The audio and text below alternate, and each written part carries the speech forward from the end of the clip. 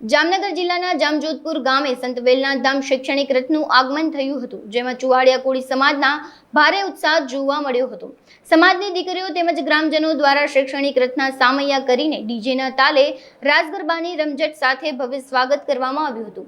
ગુજરાત ચુવાડિયા કોળી સમાજના પ્રમુખ ધર્મેશભાઈ જંજવાડિયાની આગેવાની હેઠળ ગુજરાતમાં પ્રથમ ચુવાડિયા કોળી સમાજની કન્યા છાત્રાલય બની રહી છે, તેની ખુશી વ્યક્ત કરી હતી તેમજ શૈક્ષણિક રથ સાથે જોડાયેલા તમામ આગેવાનોનો આભાર માન્યો હતો। આ પ્રસંગે ગુજરાત પ્રદેશ ઉપપ્રમુખ નટુભાઈ કુંવરિયા, પ્રદેશ પ્રમુખ રવિભાઈ શિહોરા, જામજોધપુર તાલુકાના આગેવાનો બોડી સંખ્યામાં ઉપસ્થિત રહ્યા હતા।